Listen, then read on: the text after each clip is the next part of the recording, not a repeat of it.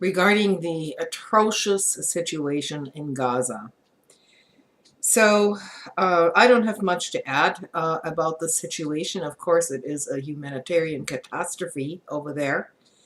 And you're dealing with basically two parties pitted against each other, in which Israel is the dominant military and economic force. So, um, the Palestinians have been trying to negotiate with Israel and vice versa for the last 40 years, and no strategy that has been employed by them um, versus Israel has ever satisfied Israel.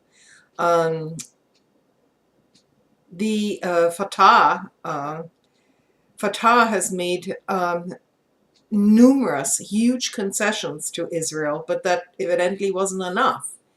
And so Israel employed essentially a strategy of dividing the Palestinian leadership. And this is how Hamas came about in the first place, because the negotiations, the promises weren't kept by Israel.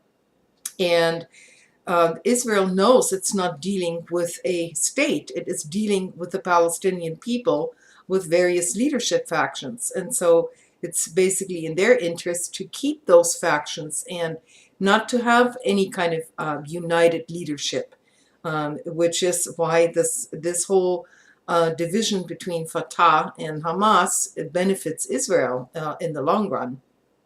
I really don't see any lasting, permanent solution here because, well, as long as Israel continues its settlement policies in the Palestinian territories, unabated and without US opposition and without European opposition, and I'm not just talking verbal opposition, but actual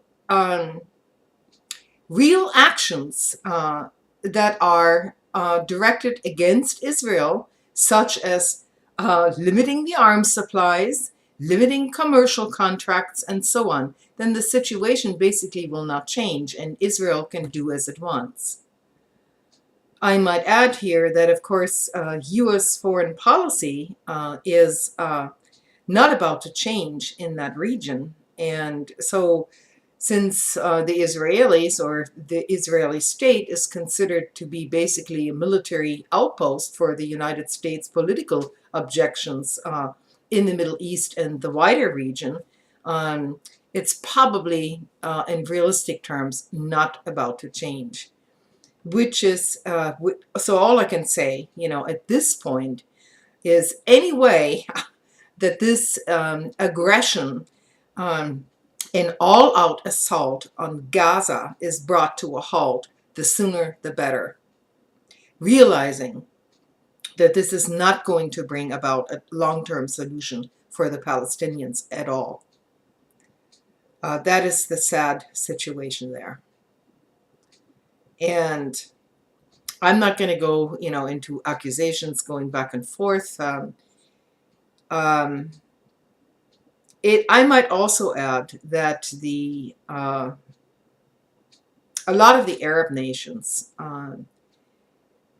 have a huge responsibility here also. And since they're divided amongst themselves concerning their own national objectives, they have also largely abandoned the Palestinians. So it is really a very, very sad situation for the Palestinian people, who don't seem to be really represented by anybody, because they're not unified. They don't have a state. They don't. It's not like they have a national government. Gaza is nothing more than a huge refugee camp at this point.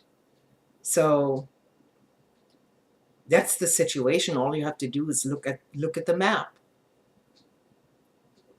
So I don't know what else to say about it, but this bombardment needs to stop.